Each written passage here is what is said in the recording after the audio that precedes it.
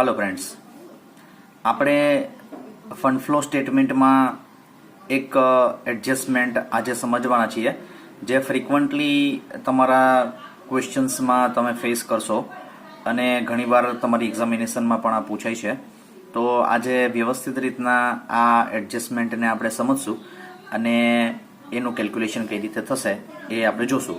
તો અહીંયા given information છે તમારી સ્ટોકના વેલ્યુએશનમાં જે ફેરફાર થાય છે અને એની ઇફેક્ટ આપણે આપણા ફંડ ફ્લો સ્ટેટમેન્ટમાં કઈ રીતે આપશું એ આજે આપણે અહીંયા જોવાના છીએ. સૌથી પહેલા ઓપનિંગ બેલેન્સ એટલે કે 31 ડિસેમ્બર 2019 ની અહીંયા બેલેન્સ 24,000 આપી છે અને ક્લોઝિંગ બેલેન્સ 31 ડિસેમ્બર 2020 ની 35,000 આપી છે. હવે એડજસ્ટમેન્ટ શું આપ્યો છે? ફર્સ્ટ એક એડજસ્ટમેન્ટ આપ્યો છે કે સ્ટોક ઓન 31 ડિસેમ્બર 2019 એટલે કે opening stock was shown in the books at the rate 20% less than its cost price, while stock on 31st December 2020 was shown at its cost price. એનો મતલબ એવો થયો કે આપણે એવું સમજ્યા છીએ કે કોસ્ટ છે એનું વેલ્યુએશન હંમેશા કોસ્ટ પ્રાઇસ જ થવું જોઈએ, બરાબર? તો અહીંયા શું થયું છે કે 31 ડિસેમ્બર 2020 નો જે સ્ટોક છે 35,000 એ બરોબર લખાયો છે કારણ કે કોસ્ટ પ્રાઇસ જ લખાયો છે, પરંતુ 31 ડિસેમ્બર 2019 નો સ્ટોક છે એ 20% લેસ લખાણો છે. શેનાથી લેસ લખાણો છે? તો કોસ્ટ પ્રાઇસ કરતા 20% લેસ લખાયો છે.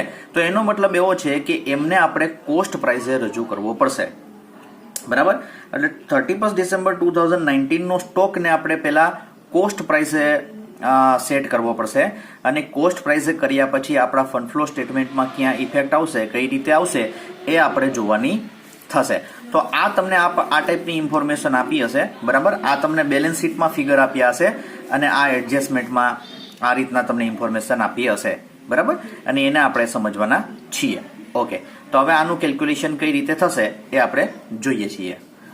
ઓકે ફ્રેન્ડ્સ, તો હવે આન્સરમાં આપણે અહીંયા આપ્યું છે કે calculation of the stock as on 31 December 2019 at its cost price, એટલે આપણે કોસ્ટ પ્રાઇસ આ સ્ટોકને લખવાનો છે.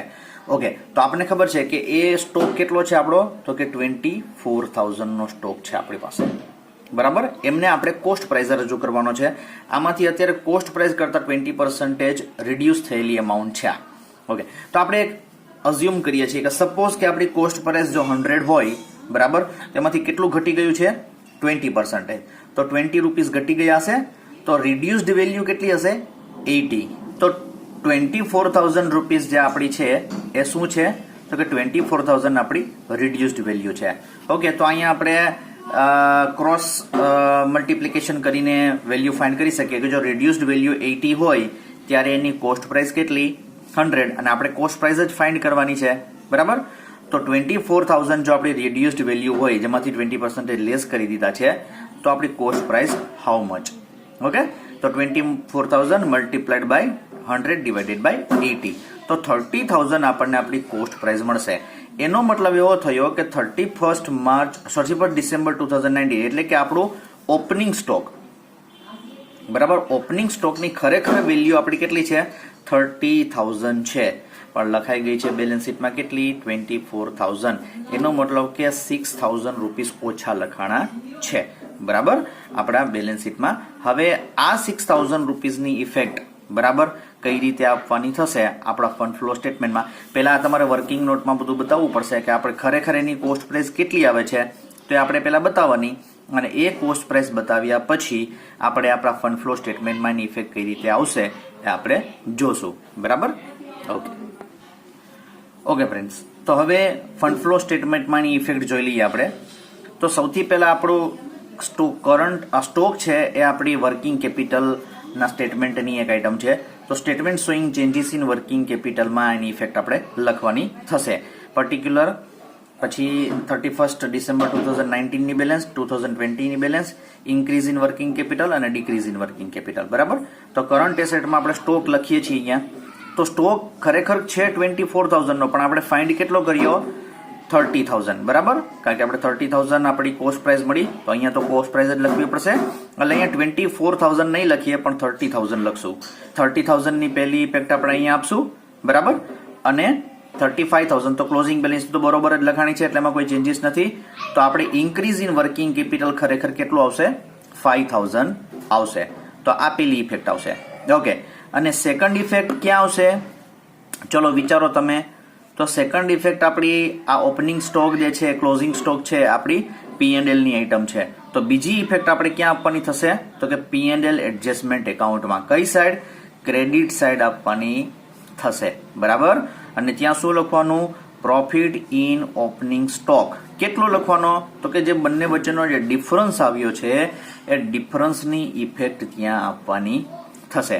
એટલે ઓપનિંગ સ્ટોકમાં જો કંઈ ફેરફાર થાય તો આપણે ક્રેડિટ સાઈડમાં એ પ્રોફિટ એટલો રિડ્યુસ કરીને લખવાનો થશે બરાબર.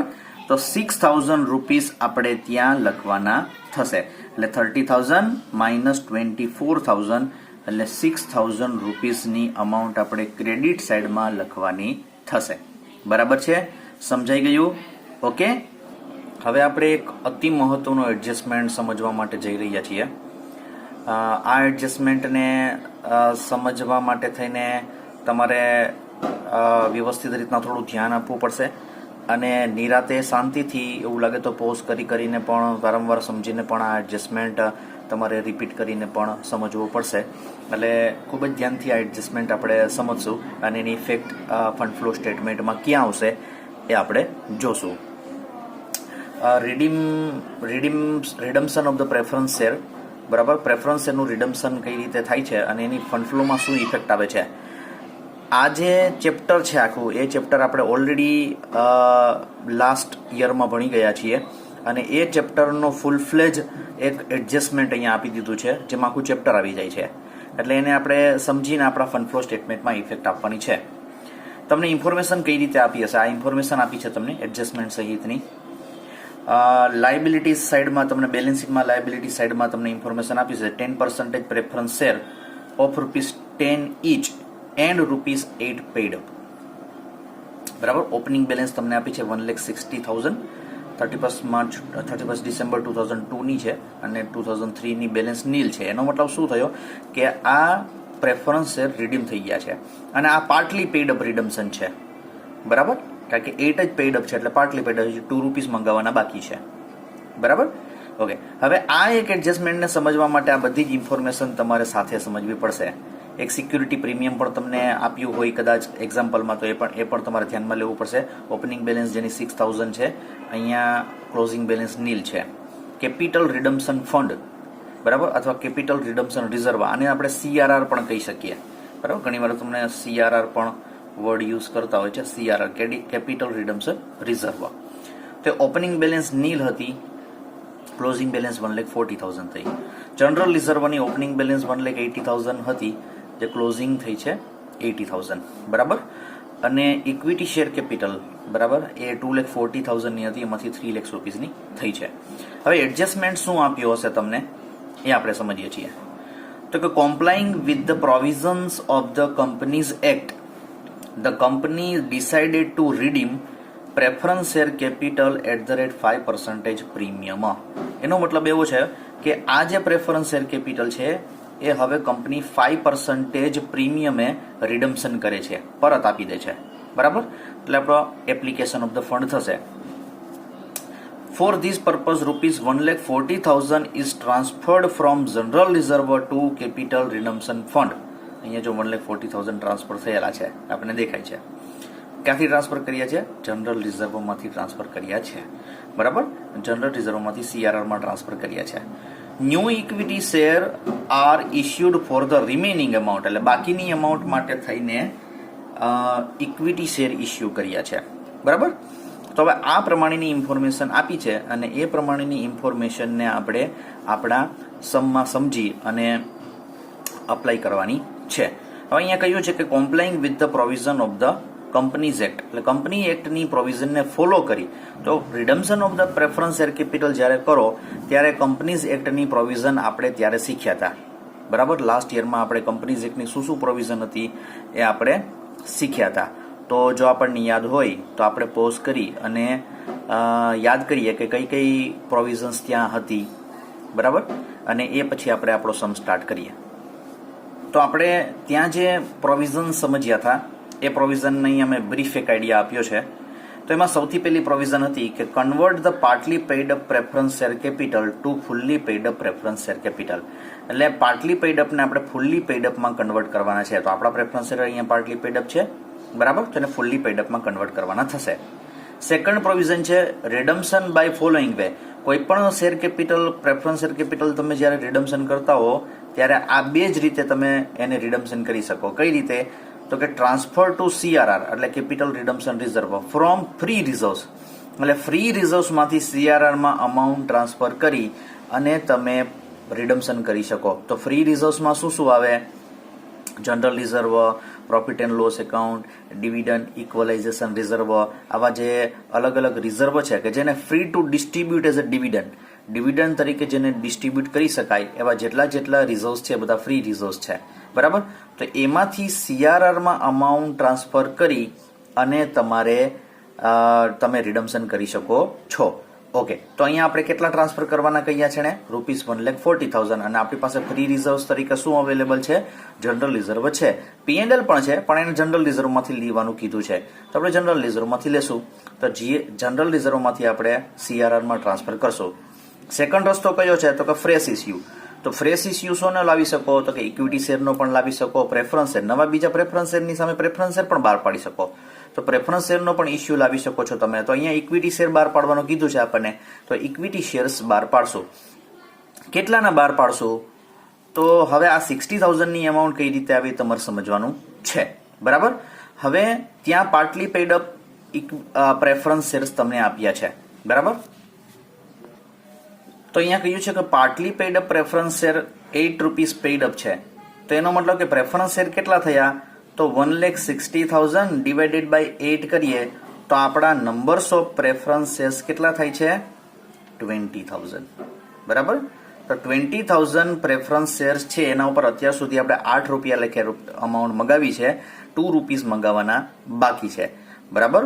તો 20,000 મલ્ટીપ્લાઇડ બાય 8 એટલે 1,60,000 આવી ગયા છે, ₹2 મગાવવાના બાકી છે, કારણ કે ₹10નો આપણો શેર છે ને.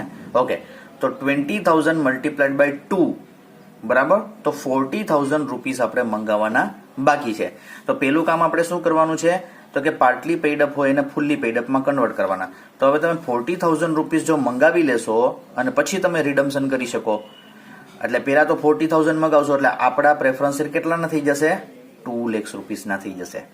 તો ₹2 લાખ જો આપણા પ્રેફરન્સ શેર થઈ જાય તો આ ₹2 લાખ પ્રેફરન્સ શેર હવે આપણે રિડમ્શન કરવાના છે.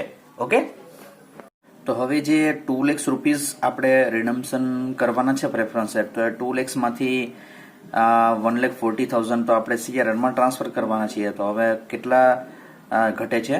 60,000. તો 60,000 આપણે ફ્રેશ ઇસ્યુ એટલે કે ન્યૂ ઇક્વિટી શેર બહાર પાડી અને જે પૈસા આવશે એ આપણે રિડમ્શન કરી આપશું, બરાબર. તો આ રીતના ₹2 લાખ આપણું સેટિંગ થઈ જશે, બરાબર.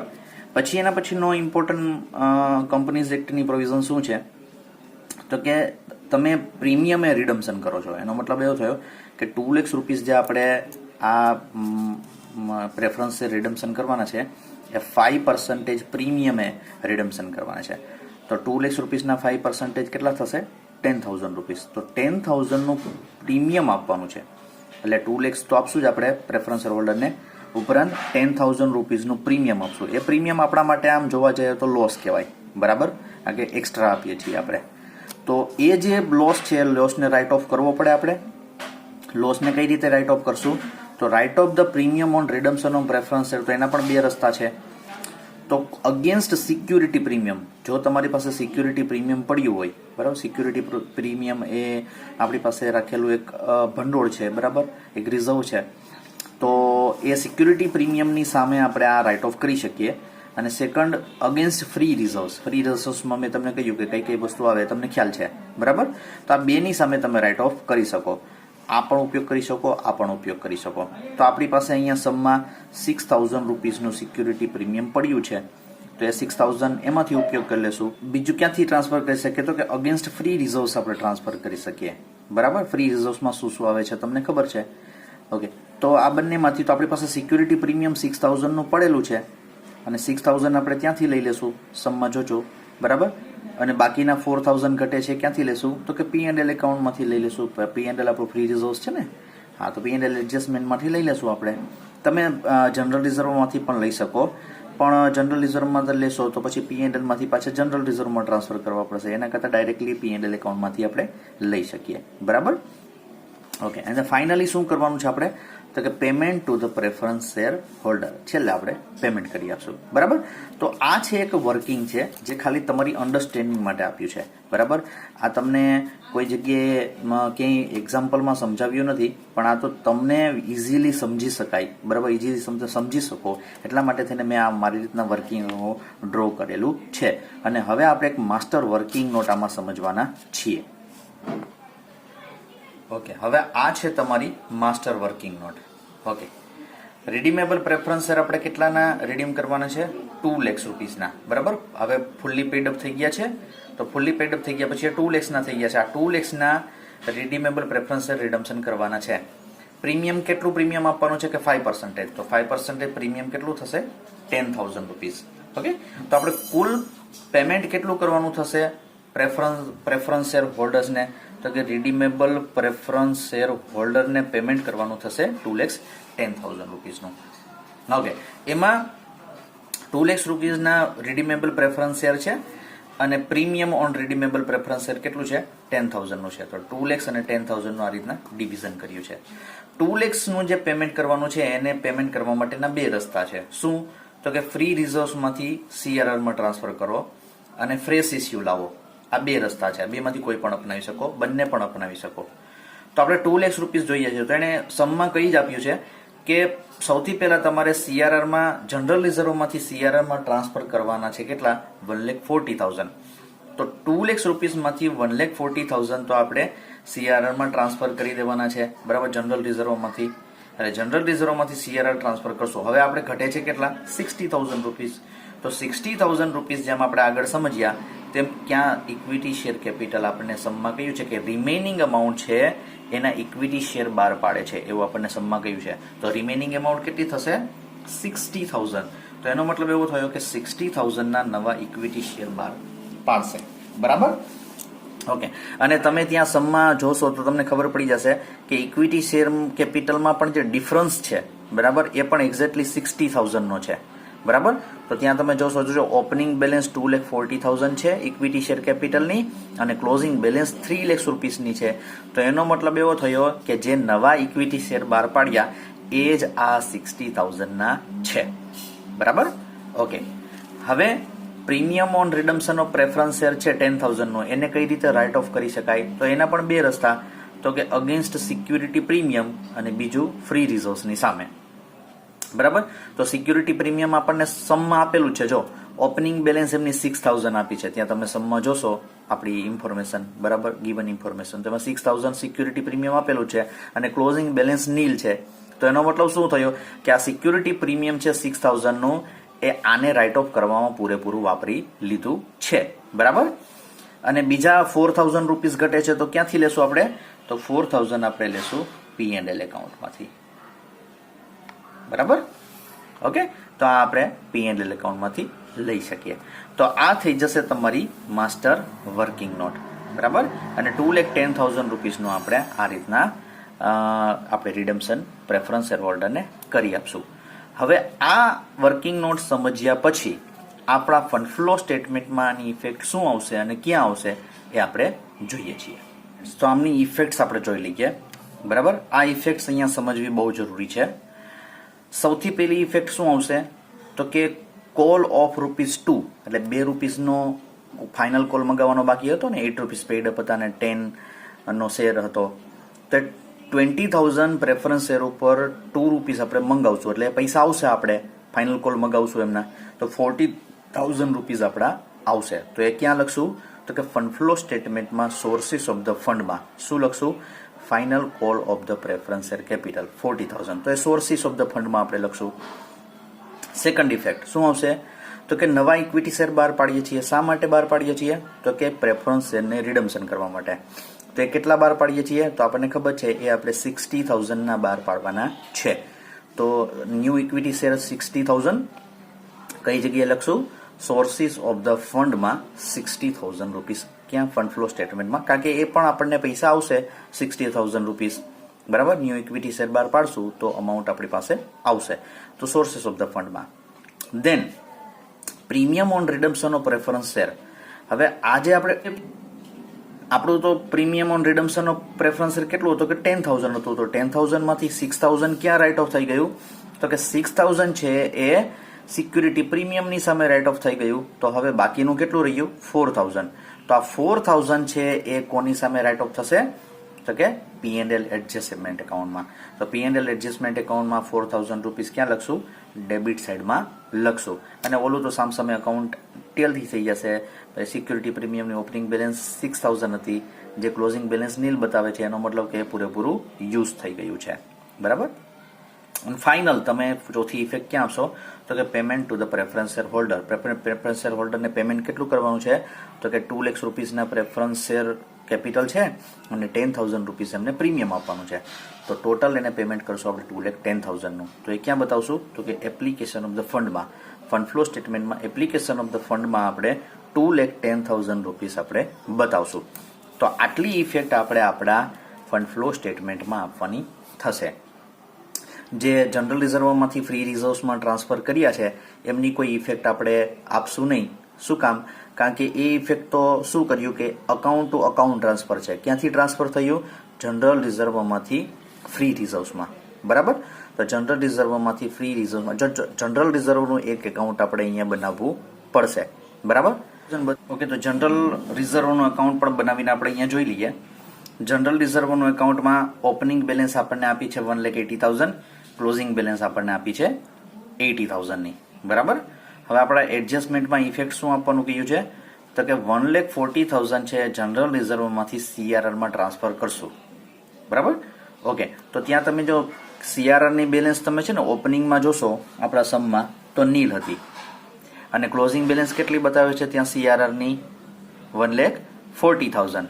Very good. તો એ 1,40,000 શેના આવ્યા ચાલુ વર્ષ દરમિયાન? તો કે આપણે જનરલ રિઝર્વમાંથી CRR માં ટ્રાન્સફર કર્યા તેના આવ્યા.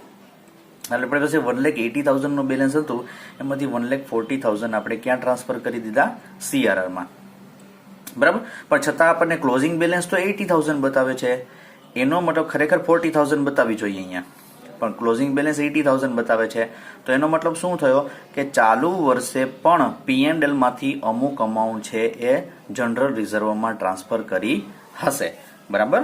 તો એનો મતલબ શું થયો કે અહીંયા જે આ 40,000 ની બેલેન્સ તમારે આવે છે એ ક્યાંથી લીધી હશે? P&L અકાઉન્ટમાંથી. બરાબર. કારણ કે હંમેશા P&L એકાઉન્ટમાંથી જ આપણે રિઝર્વમાં ટ્રાન્સફર કરતા હોઈએ છીએ. એટલે એનો મતલબ એવો થયો કે 1,80,000 ની આપણી ઓપનિંગ બેલેન્સ હતી, ચાલુ વર્ષે 40,000 P&L માંથી ટ્રાન્સફર કર્યા જનરલ રિઝર્વમાં, એમાંથી 1,40,000 આપણે CRR માં ટ્રાન્સફર કરી દીધા. તો હવે આપણી પાસે બેલેન્સ રહ્યો છે 80,000 નું. બરાબર. આ રીતનાનું આપણે સમજી શકીએ કે આનું કઈ રીતે ઇન્ટરપ્રિટેશન આપણે કરશું. તો હવે આની પણ એક આપણે પાંચમી ઇફેક્ટ આપવાની થશે આપણા ફંડ ફ્લો સ્ટેટમેન્ટમાં. ક્યાં આપશું? તો કે P&L adjustment account debit side. બરાબર. ડેબિટ સાઇડ કેટલા રૂપીસ આવશે? 40,000. અને ત્યાં શું લખશું? Transfer two general reserve. બરાબર. તો આ એની થઈ જશે આપણી પાંચમી ઇફેક્ટ. બરાબર. તો આ એડજસ્ટમેન્ટની આ રીતના આપણે ટોટલ ઇફેક્ટ સમજી શકીએ. તો ખૂબ જ ઇમ્પોર્ટન્ટ એડજસ્ટમેન્ટ તમારા માટે છે. સમજી નિરાતે પાછો રિપીટ કરી પોઝ કરી અને આપણે આ એડજસ્ટમેન્ટને સમજશું અને જોશું. બરાબર. છતાં તમને કોઈ વસ્તુ ન સમજાય તો તમે મને કોમેન્ટમાં લખીને મોકલી શકો છો, ક્વેશ્ચન પૂછી શકો છો. બરાબર. Okay, thank you.